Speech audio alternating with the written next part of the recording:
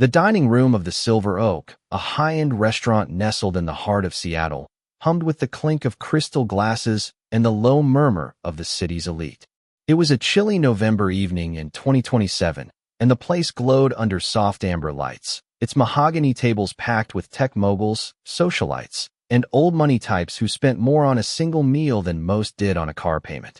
Among them moved Sarah, a young waitress in a crisp black uniform, her left hand wrapped in a stark white bandage. Her dark hair was swept into a neat ponytail, her face plain but striking in its quiet, resolved green eyes that didn't beg for attention, a jaw set like she was bracing for a storm. The patrons barely noticed her face. Their eyes caught the bandage, her simple appearance, and they judged. Harshly, a woman in a glittering silver dress, her fingers heavy with rings, leaned forward at her table.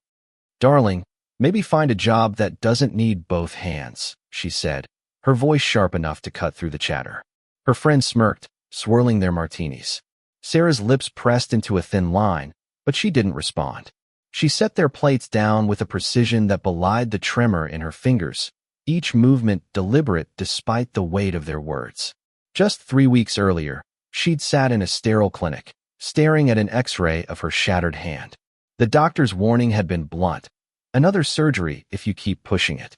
No heavy lifting. Sarah had nodded, knowing she couldn't stop working. Rent was overdue, her savings drained. Once, she'd known a life where money was invisible: private tutors, summer homes, a family name that opened every door. But that was before the rift, before she walked away from it all.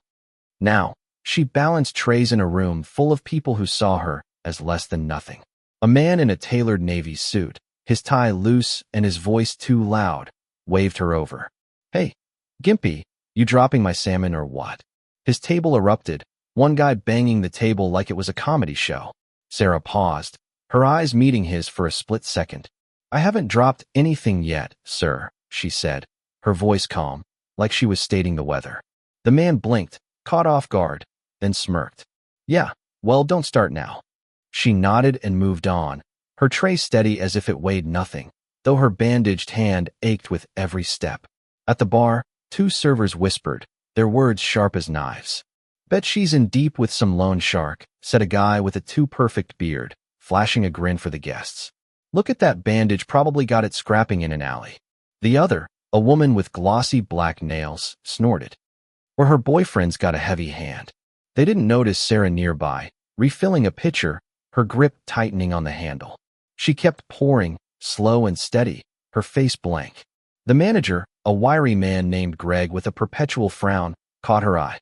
"Sarah, one more screw-up, and you're gone. I don't care how short-staffed we are." She nodded and moved to the next table, her good hand brushing the small, worn photo tucked in her pocket, a reminder of a life she'd left behind. In the corner, a man watched her, unnoticed by the crowd. He was in his late 30s, unremarkable in a plain gray button-down, a glass of untouched sparkling water before him. But his eyes were sharp, tracking Sarah's every move. He was Nathan, the restaurant's undercover owner, blending in to see how his place really ran. For 2 weeks, he'd watched Greg snap orders, servers slack off, and customers treat Sarah like dirt. Yet he saw something else in her: confidence, in her careful steps, a calm under pressure that didn't fit a rookie waitress. He leaned back, fingers tapping his glass, wondering who she really was. A young couple at a nearby table, engrossed in their phones, barely looked up as Sarah approached. The woman, her hair streaked with platinum, glanced at the bandage. "Wow, they're really hiring anyone now," she said, loud enough for her boyfriend to snicker. "What's next? Pulling people off the street?" Sarah's tray didn't waver as she set down their appetizers, but her good hand lingered on the table's edge, steadying herself. "Enjoy your meal," she said softly, her voice steady. They didn't reply, already back to their screens, but a server nearby stifled a laugh, turning away to hide it.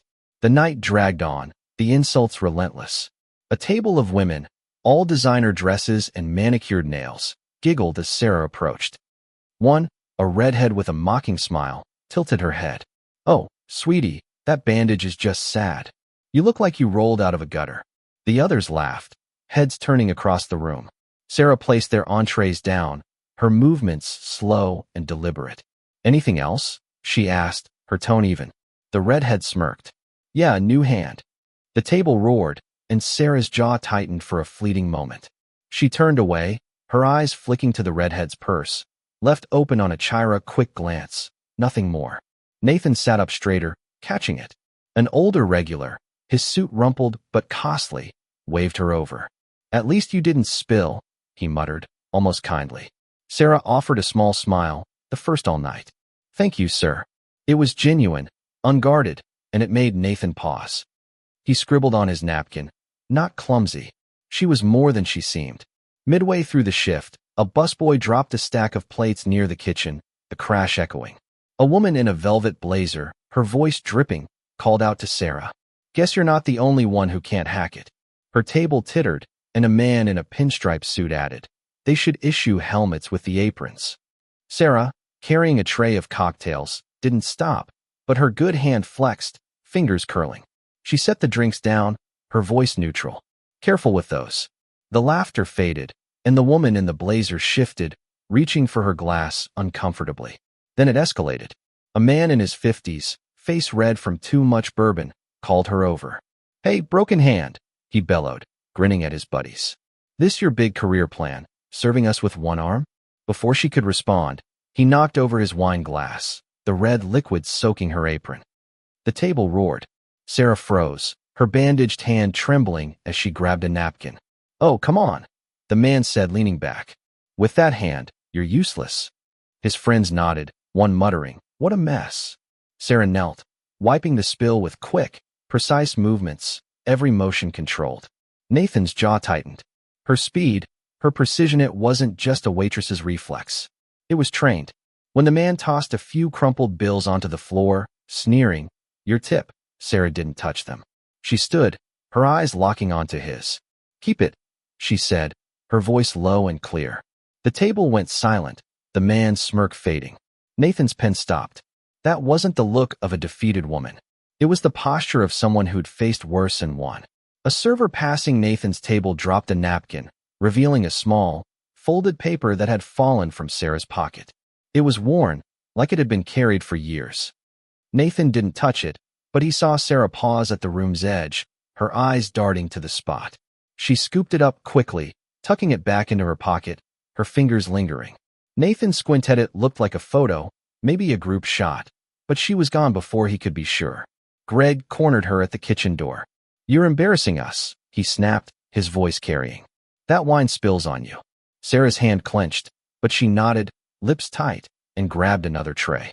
Nathan watched, his fingers tapping faster. Something didn't add up. Later, a woman in a sapphire necklace whispered to her friend, bet she's faking that injury for tips. Her friend, a man with a slick ponytail, nodded. Probably scamming disability, too.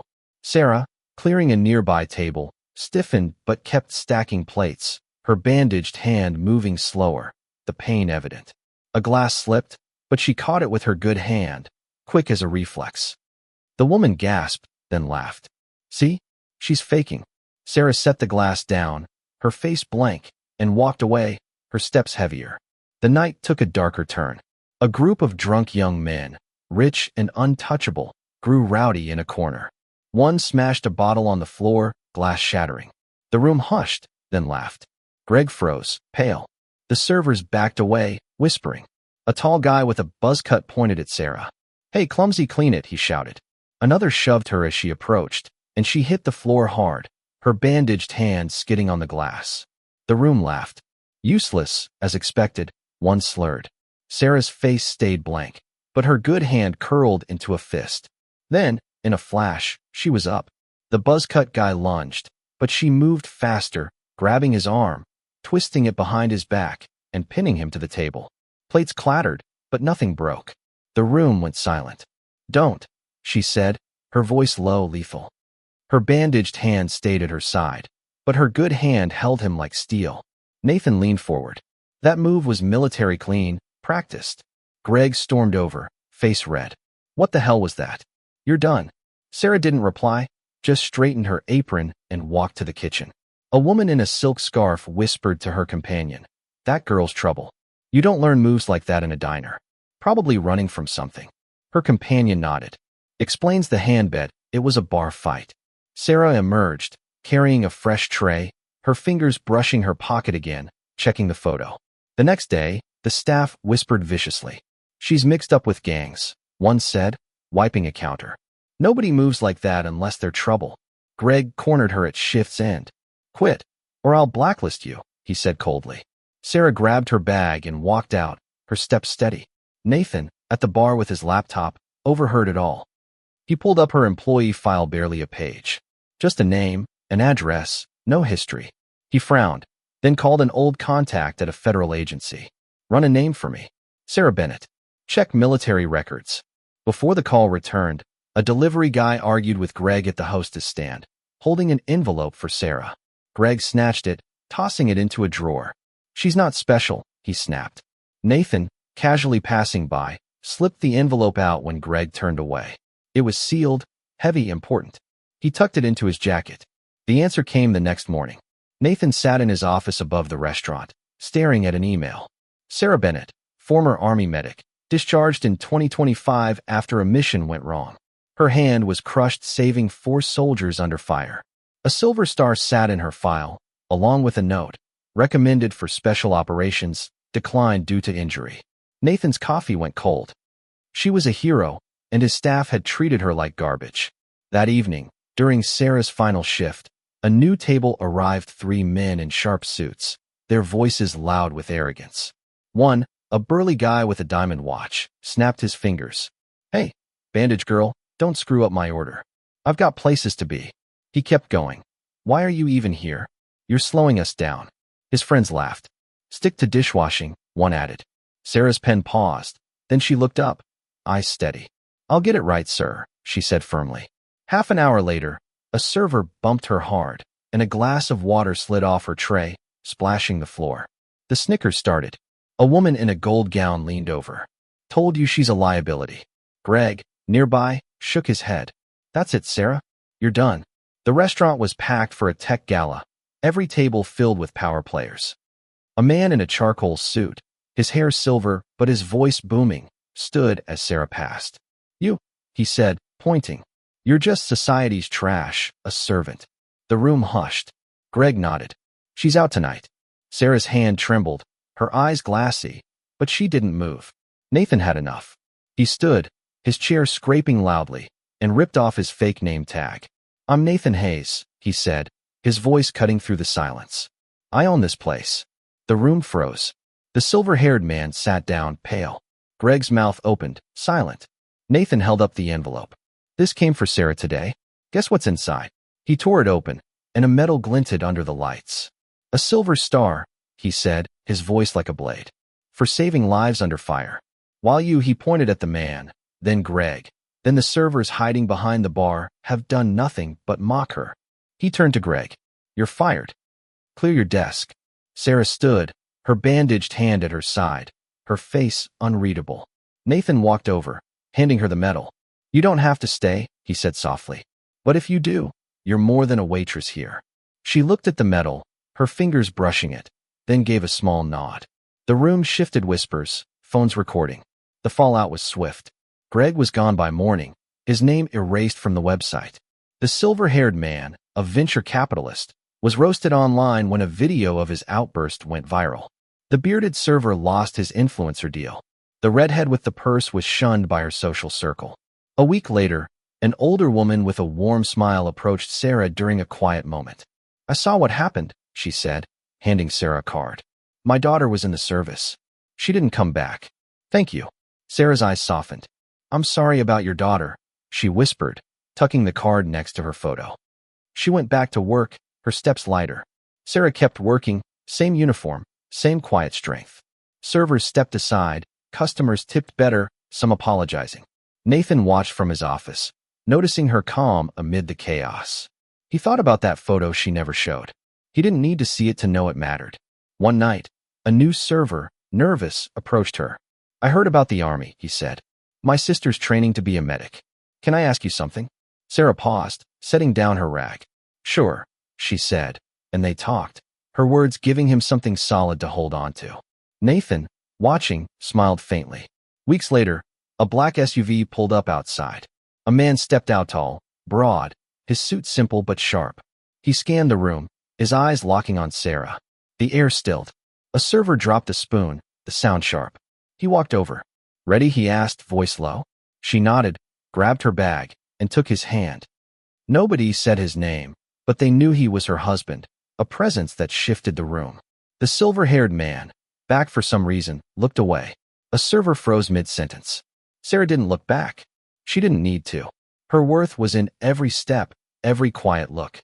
Life judges you before it knows you, your clothes, your scars, your silence. Sarah carried that weight and kept going. Have you felt that sting, being dismissed before you could speak? What's the worst judgment you've faced, and how did you push through? Drop it in the comments. Hit that like button, and subscribe to keep walking through these stories of grit and redemption. What would you have done in Nathan's place? Fire the manager, confront the customers, or something else? Let's hear it.